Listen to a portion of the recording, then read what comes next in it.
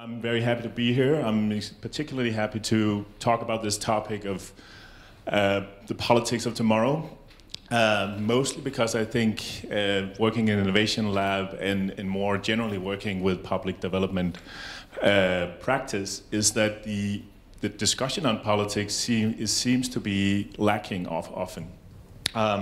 It's often something that in conferences like this one, somebody will say on day two, in the end, will say, oh, wait, by the way, what about politics? Like, how should we deal with that? So we are often talking about labs as something, or designing for policy, or all these kinds of different new approaches in a way that's sort of detached, almost like there are technical elements to the equation. So what I will try to do now is just to briefly introduce why MindLab is working this space, firstly, and then secondly, talking more about MindLab's role within the Danish government, and then maybe ask some questions, because I do think this is just we're in the beginning of a conversation.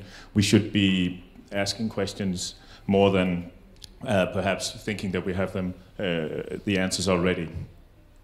But just on sort of the why the MindLab conversation first. And here there are many reasons, but here there's just three of them.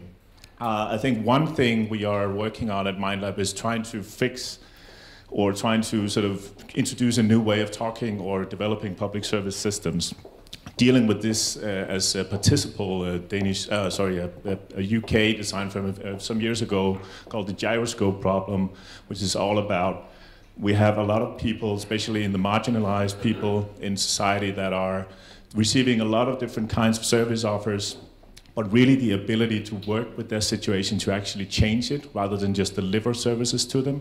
It's a completely different matter, and I think both the current political system but the current public service system are not dealing with this in a productive way. So we are, from a human-centered perspective, trying to develop new kinds of solutions that will work with citizens rather than deliver a range of services to them and deal with this gyroscope problem.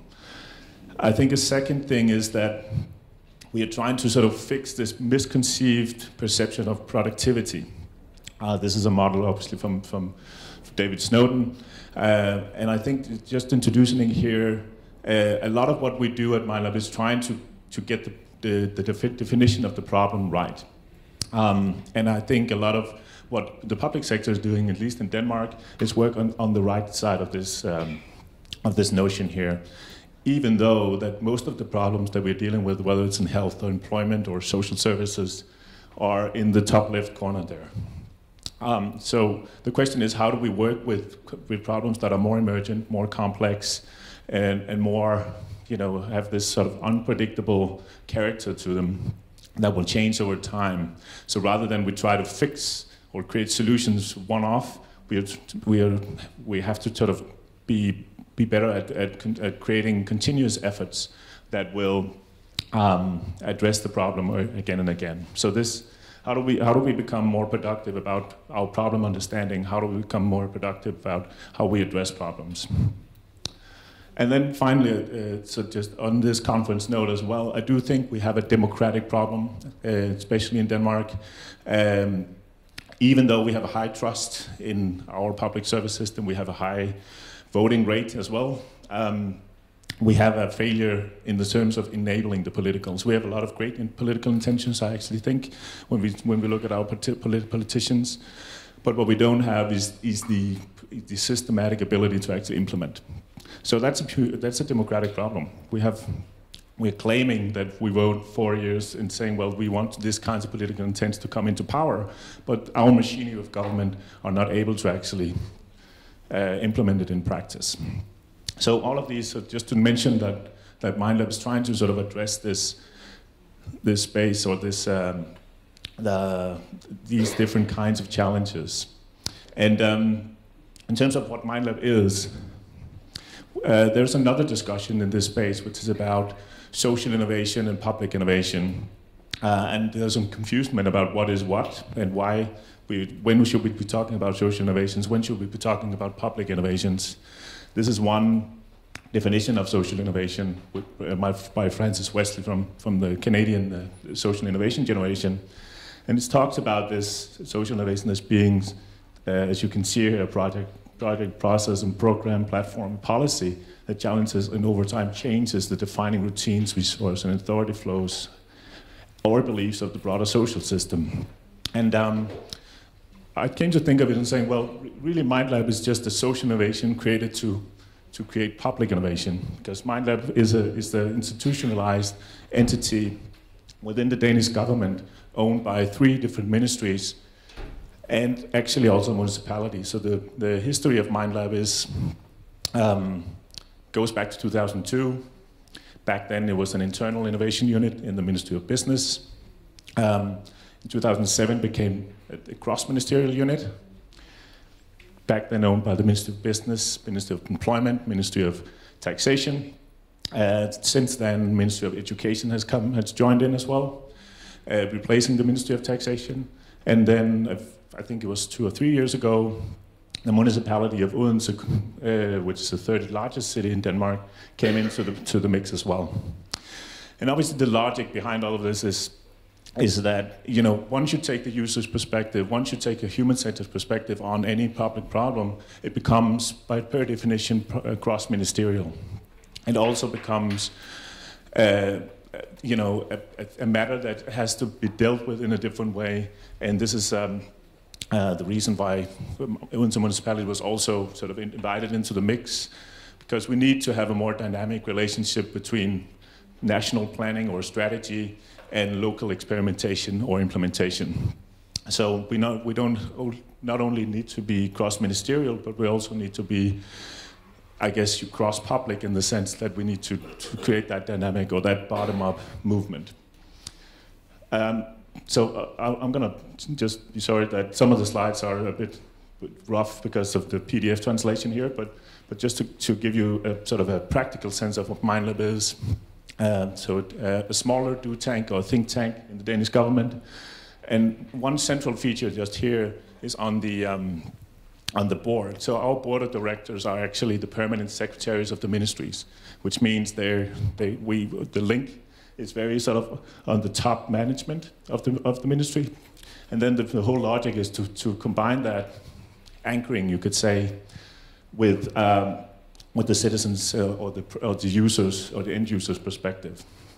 And the implication of that is then to work with the sort of middle level here, the managers and the employees, or the public sector organizations or the stakeholders, depending on which problem we are dealing with, and then hopefully come with more productive ways of addressing the problem.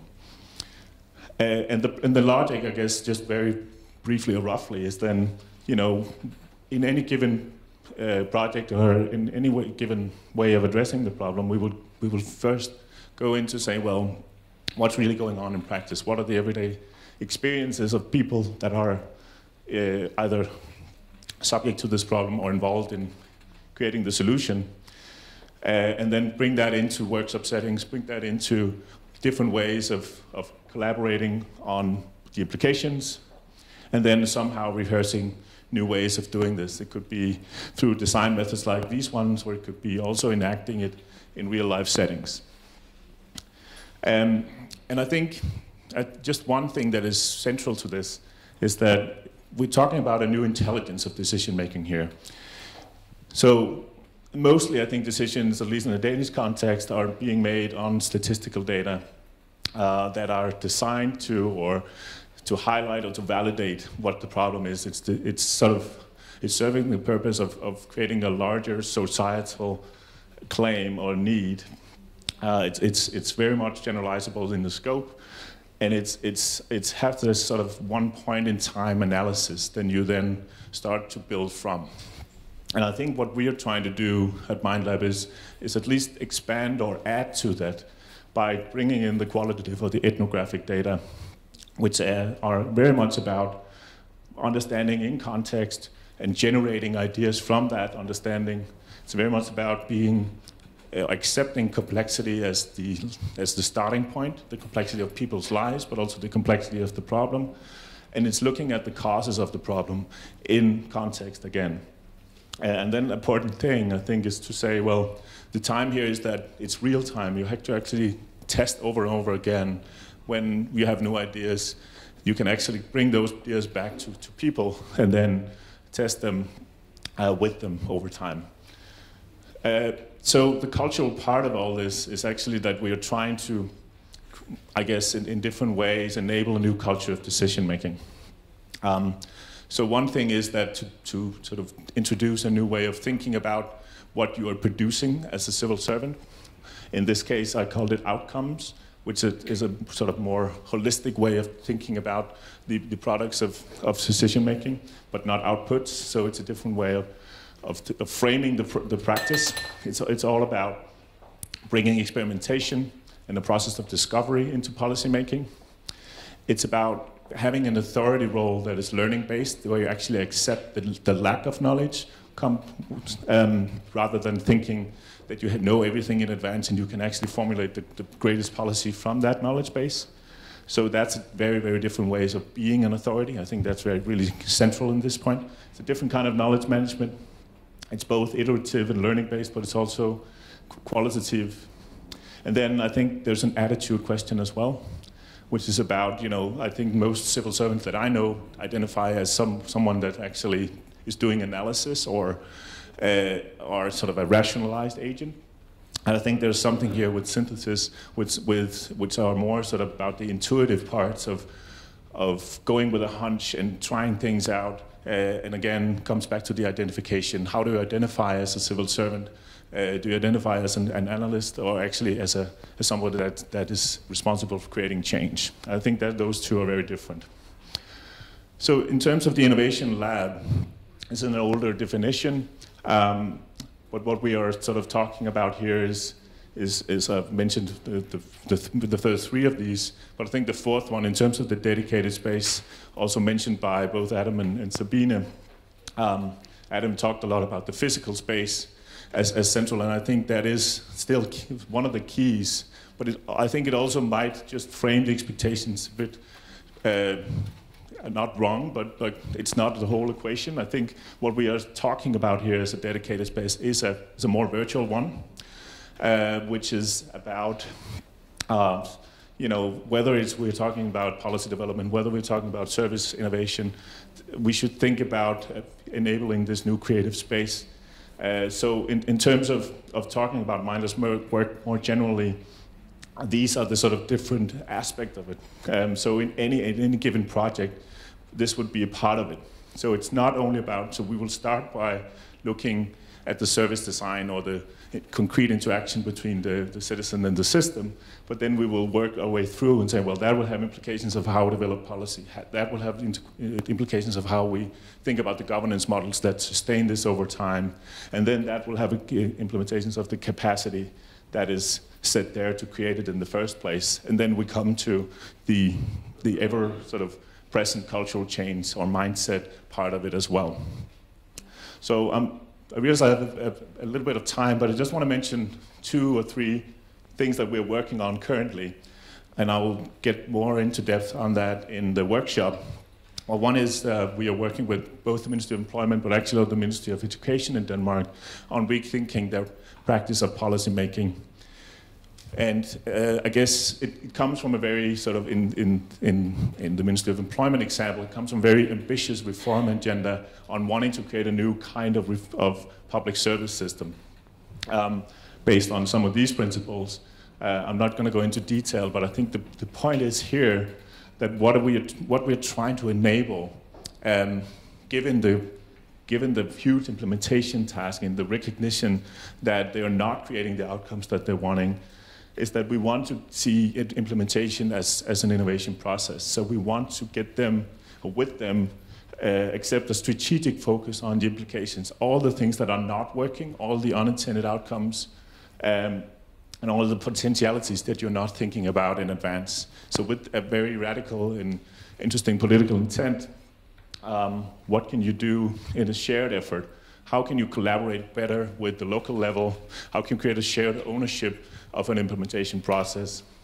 How can you work with a grounded change approach where you take ideas or intents and test them from the bottom up with people, prototype both the front end and the back end systems, and then end up being a more humble with policymaking.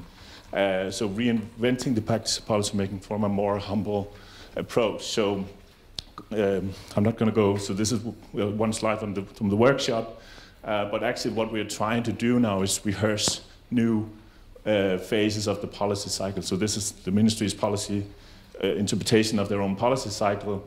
This is what we tried to do in the first place, to work with a different sort of assessment of the implementation of the reform. And now looking at all the different phases, I'm going to go into more detail in the workshop, but rehearsing a different way of doing policymaking altogether. So I'm going to skip this just to go to the end because I'm out of time. But in terms of this, coming back to the theme, I think what we're seeing in terms of the lab work in government is that we've gone through the first phase on the left here, which was very much about demonstrating the impact, creating solutions that will enable the conversation. There was very much in projects, it was very much sort of one-off. And what we were creating through the projects was ambassadors in the system, if we were lucky, you could say. But then I think the second phase, where we've sort of really tread into now, which are much more complex and much more difficult to talk about, is that, you know, once we accept is that we are in the business of creating outcomes collaboratively, and what our real purpose is to create systems transformation and changing the default, so including the practice of policymaking itself, then labs becomes more stewards of a wider change, stewards of a wider range of activities that aim to create a collective capacity in government. And then, you know, we become going from being central sort of change agent to actually have to facilitate a distributed effort of labs that are not only labs in the governmental national level, but actually a lot of local experiments across Denmark that will feed into the collective capacity of the system. And I'll just finish off here with a couple of questions or remarks on politics. I do think that innovation labs are in the business of increasing the legitimacy of public interventions, enabling the political in a better way. But in terms of the politics question, I think one thing that Adam also talked about is the relationship between the administrative level and the political level. And I think what we're seeing in Denmark is there's a keenness to go into the space of redesigning the policy making in terms of administration part of it, but there's still a large taboo about challenging the politicians. So it will have huge implications of how they should be collaborating. How do we bring that new intelligence into decision-making structures? And there, I think there's a huge thing there that we need to look at. So the question then becomes, you know, this mandate or the constituency of change. How do we actually create that with the politicians as well? And then the other question, I think, which I've looked at recently when I was in Canada a few weeks ago, how should this kind of work be defining the political intent, or should it be? Because MindLab is a central innovation lab. We are working within or inside the political intent. The political intent still comes from the top down. I think that's, you know, we are in a democratic context. That should be how it is. And then we could sort of challenge that productively. But I do think there's a question here, because we have a methodology and a process that will have a potential of actually defining the intent as well. But at least that's an unresolved issue at the moment. So it ends up with the last question of power. You know, are we, or should we be in the business of redistributing power? I think a lot of innovation labs outside of government are trying to do that. Inside of government is a different story. So I think that's a conversation as well. I'm going to end it there. Thank you.